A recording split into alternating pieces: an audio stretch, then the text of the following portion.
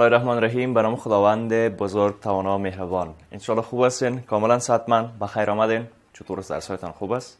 خدا شکر. آفرین تشکر. ما هم کاملا خوب هستم. بیایم که بخیر درس خود خیلی شروع کنیم و درس بخوانیم که درس خواندن خیلی گپ بسیار زیاد خوب است. به خاطر چی؟ به خاطر که خود ما نیاز به درس خواندن داریم، وطن ما نیاز به یاد گرفتن و علم و دانش و فرهنگ داره و در کل دین وطن و اولاد وطن به دوش ما و شماست که بسیار بخوانیم، بسیار بفهمیم، علم کسب کنیم تا بتانیم از هر طریق ممکن به وطن خود، به آینده خود، به کشور خود، به اولاد وطن خود خدمت کنیم. انشاءالله که به این شکل بوده و هست. پس از این لحظه زیادتر و بیشتر تلاش کنیم که خوب بیاموزیم. به خاطر چی؟ به خاطر که نیاز اجتماع ما و شما و کشور ما و شماست و هر کشور و هر اجتماع به اساس آموختن، یادگیری و علم و دانش ساخته میشه و ترقی میکنه. انشاءالله که به این شکل هست. درس ما و شما درس 26 فصل دوم جغرافی صنف 8 است که بازم یک سوال پرسیده و این سوال در صفحات 79 و 80 کتابتان آمده. پرسان کرده که راجع به جغرافیای سیاسی امریکا چه میدانید؟ یکی جغرافیای سیاسی چی هست و شامل چی گپا میشه؟ در درس امروز ما شما خواد فهمیدیم و در کل راجع به جغرافیای سیاسی قاره امریکا در درس خود گپ میزنیم. اما پیش از او یک مرور بسیار زیاد کوتاه به درس گذشته خودم داشته باشیم. در درس گذشته ما شما در مورد اقلیم قاره امریکا گفتیم که براعظم امریکا برخلاف براعظم‌های دیگه جهان در دو نیمکره شمالی و جنوبی قرار گرفته. بنابر این مسئله دارای تمام انواع اقلیما که این اقلیمش بر داشتن انواع نباتاتش بسیار زیاد تاثیر خوب و مثبت داشته. امریکای جنوبی بین عرض‌البلدهای 12 درجه شمالی و 56 درجه جنوبی واقع شده بود و قسمت اعظمش هم، قسمت بزرگش هم گفتیم که در منطقه گرم قرار گرفته. یعنی بیشترین حصه خاک این سرزمین در سرزمین های استوایی یا حاره بین خط سرطان و جدی واقع شده که تنها یک قسمت جنوبی ای قاره در منطقه معتدله گفتیم که قرار داره و عوارض طبیعی کوههای اندیز در قسمت غربی و همواری هایی که بسیار زیاد وسیع هم هست در قسمت شرقی به اقلیم امریکای جنوبی تأثیر بسیار زیاد مانده. در پهلوی اونا گفتیم که کوههای اندیز هم مانع عبور هوای مرطوب به طرف شرق ای قاره میشه و از سواحل شرقی ای قاره تقریبا در نزدیکی خط استوا جریان آبهای گرم استوایی هم عبور میکنه که به جریان گرم شمال غربی و جنوب غربی برازیلی تقسیم میشه و باعث ازدیاد و زیاد شدن درجه حرارت زمستانی در حدود 3 درجه سانتیگراد در سواحل امریکای جنوبی هم میشد که دیگه پارا برتان دانه گفتم. دیگه نیاز نیست که راجع به درس گذشته بسیار بگوییم. به خاطر چی؟ به خاطر که مرور کردین و برتان کار خانگی داده بودم. از بین درس های گذشته شما حتما جواب سوالا را کشیدین که خودش مرور شده. من مرور کوتاه کردم که یاد ما بیاید و هیچ وقت فراموش ما نشه. اما بیاییم که از اهداف درس فعلی خود بگوییم که وقت درس فعلی را میخوانیم ما شما چی چیزا را باید بفهمیم و چی چیزا را میفهمیم. برای حمایت از ما چینل بیگم اکادمی را سابسکرایب کنید و سپس زنگوله را فشار دهید تا به تمام ویدیوهای درسی ما دسترسی داشته باشید و از آنها مستفید شوید. اولین هدف درس ما شما آشنایی با جغرافیای سیاسی قاره امریکاست. ای که جغرافیای سیاسی در درس گفته و من بار براتون تکرار میکنم. درس که بخیر شروع کردیم حتما میفهمین که مفهوم و معنای جغرافیای سیاسی چی هست و چی چیزا شامل جغرافیای سیاسی یک منطقه، یک کشور و در کل یک براعظم میشن. دومین هدف درس ما و شما کسب معلومات در مورد مساحت، نفوس و نوع حکومت کشورهای امریکایی است. جواب او سوال در هدف دوم هست. پس جغرافیای سیاسی شامل مساحت، نفوس و نوع حکومت یک کشور و در کل جغرافیای یک براعظم و قاره میشه که در درس فعلی خود ما و شما در مورد جغرافیای سیاسی امریکا خواهد خواندیم. پس آماده هستیم که شروع کنیم؟ بریم بخیر. جغرافیای سیاسی امریکا چی هست؟ قاره امریکا با مساحت 42.3 میلیون کیلومتر مربع در نیمکره شمالی و جنوبی کره زمین موقعیت گرفته و قرار دارد. این قاره شامل 51 واحد سیاسی است که از او جمله 35 واحدش کشورهای مستقل و متباقیش هم تا هنوز تحت کنترل کشورهای خارجی قرار دارند. یعنی از 51 واحد 35 واحدش کاملا مستقل و آزاد است و متباقیش تحت کنترل کشورهای دیگه است. هرچند امروزه اونا هم آزادی دارن، آزادیشان به رسمیت شناخته شده، اما به دلیل ای که منافع مشترک دارن خود تابع کشورهای دیگه میدانن. ای که چرا براتون میگم. امریکای شمالی که به نام انگلو ساکسون هم یاد میشه، دو کشور ایالات متحده امریکا یا آتازونی و کانادا در او موقعیت داره. پس وقت امریکای شمالی میگیم که به نام انگلو ساکسون هم یاد میشه، فقط دو کشور در بر میگیره. یک ایالات متحده امریکا یا میگیم USA، درست؟ و کشور دوم کاناداست که در مورد هر دو کشور دانه دانه برتان حالا دیگه میگم. نکات مهم یادداشت بگیرین، سوالایتان هم یادداشت کنین، از ما بپرسین که برتان جوابش بگویم. پس به این که از ایالات متحده امریکا شروع کنیم. نام امریکا را، کشور امریکا را، نه قاره امریکا را بسیار زیاد شنیدیم، اما بیاین که در موردش معلومات پیدا کنیم. کشور ایالات متحده امریکا از نظر مساحت 9,363,000 کیلومتر مربع مساحت داره و چهارمین کشور جهان است که از 50 ایالت تشکیل شده که به این سبب در بیرق رسمیشان 50 ستاره موجود است. شما اگر بیرق ایالات متحده امریکا رو دیده باشین که باز براتون حتما نشانم میتم، شما ستاره 50 گانه رو میبینین که هر ستارهش نمایندگی میکنه از یک ایالتش. پس این گپ یادمانه را، ایالات متحده امریکا دارای 50 ایالت است که در بیرقش به نمایندگی از هر ایالتش یک ستاره گذاشته شده. اما از نوع حکومت ایالات متحده امریکا براتون بگویم که نوع حکومت ایالات متحده امریکا به چه شکل است.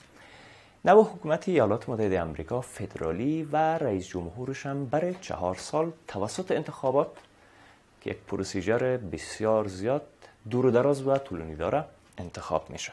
پس یادمان نره که قدوس جان نوع حکومت ایالات متحده امریکا فدرالیست و رئیس جمهورش برای 4 سال انتخاب میشه. فهمیدی؟ خب قدوس جان سوال داره؟ بله استاد، حکومت فدرالی چی نوع حکومت است؟ آها، قدوس جان میگه، آفرین، قدوس جان میگه که حکومت فدرالی چی نوع حکومت است.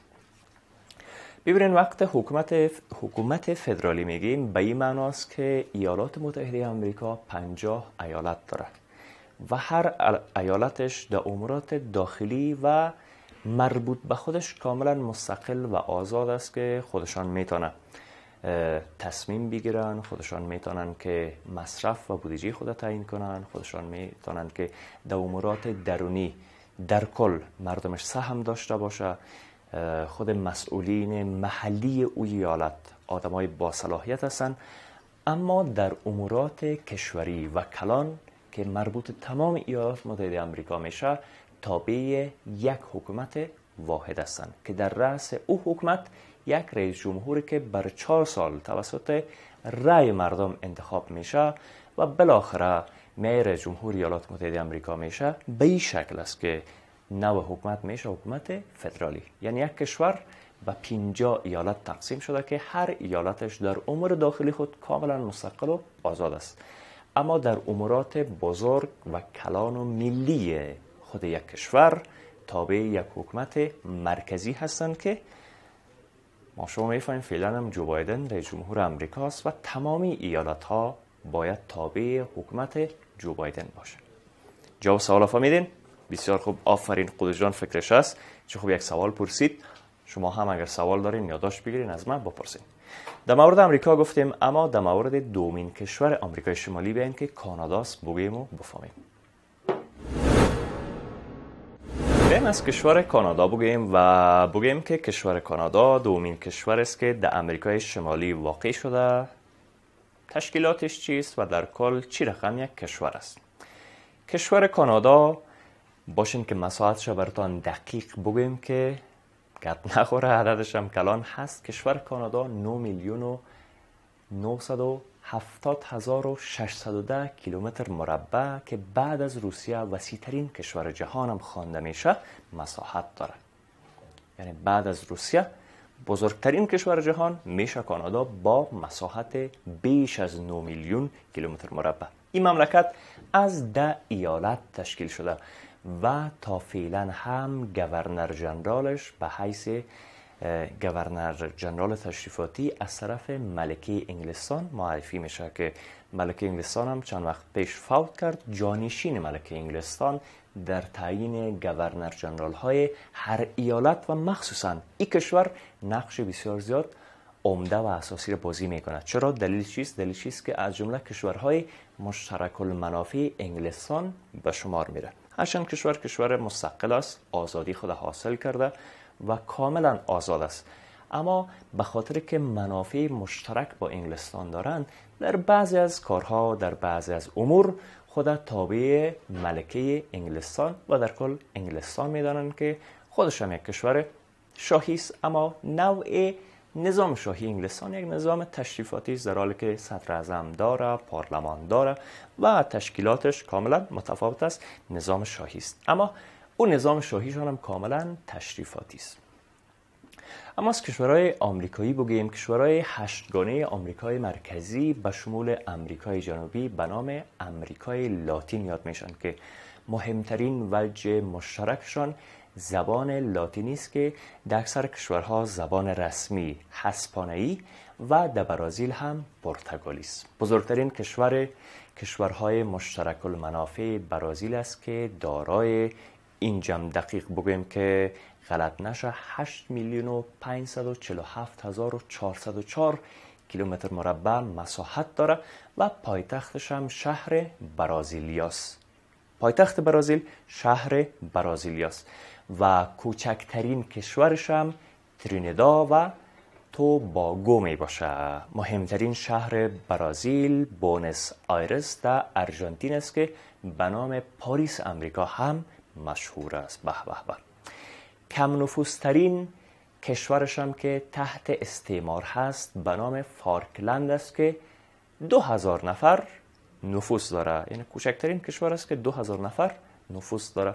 این از جمله کشورهای آمریکایی است که 8 کشور براتون نام گرفتم. اما از نوع حکومت‌های کشورهای آمریکایی براتون بگویم که از جمله کشورهای آمریکایی 6 کشورش دارای نوع حکومت فدرالی، 19 کشورش هم جمهوری و 10 کشور متباقیش هم مستعمرات سابق انگلیس هستند که گفتیم به دلیل اونما مشترک المنافع بودن خود تابع انگلیس میدانند که فعلا هم استقلالشان به رسمیت شناخته شده، اما تا به حال گورنر جنرال هایشان مثل کانادا که پیشتر براتون گفتم از طرف ملکه انگلستان تعیین میشه و جزء کشورهای مشترک المنافع انگلستان به شمار میرن.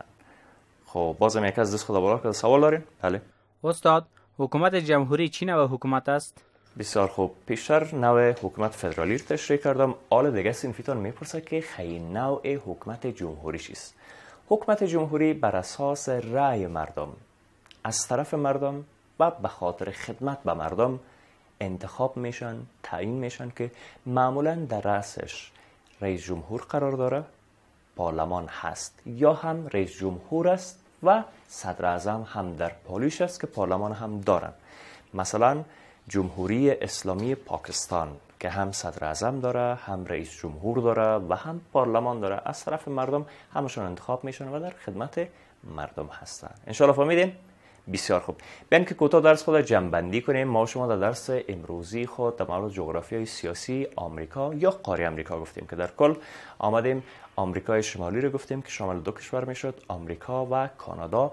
از نوع نظام سیاسیشون گفتیم، از تعداد ایالت‌هایشون گفتیم که آمریکا 50 ایالت داشت و کانادا 10 ایالت داشت. نوع نظام سیاسیشون هم معمولا فدرالی بود و کشورهای مشترک المنافع هم معمولا آزاد هستن اما خود تابع کشوری که متعلق به او میدانن مثل انگلستان میدانن. گپایی بود که درس امروزی گفتیم، انشالله که خوب فهمیده باشید. بیاین که کارخانگی رو براتون بگیم و بخیر تمام نشه کنین. سوال اول، نام دو کشور امریکای شمالی چیست؟ امریکای شمالی رو میگین، دیگه‌ایش نمیگین. سوال دوم، ایالات متحده امریکا دارای چند ایالت است؟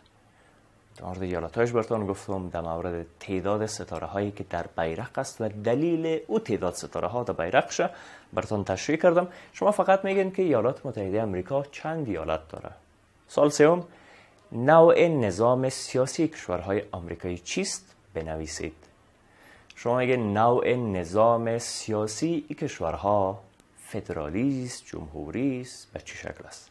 این هم 3 سوال کارخانگی دارن. انشالله فهمیدین؟ بسیار خوب. تشکر از اینکه درس را بسیار علاقمندی گوش میکنین، یاد میگیرین، کارهای خانگیتان هم انجام میتین. انشالله همیشه لایق، ذکی، هوشیار باشین تا که باز هم همدیگر را میبینیم. متوجه صحتتان باشین. قبل از آغاز درس بعدی وقفه کوتاه میگیریم.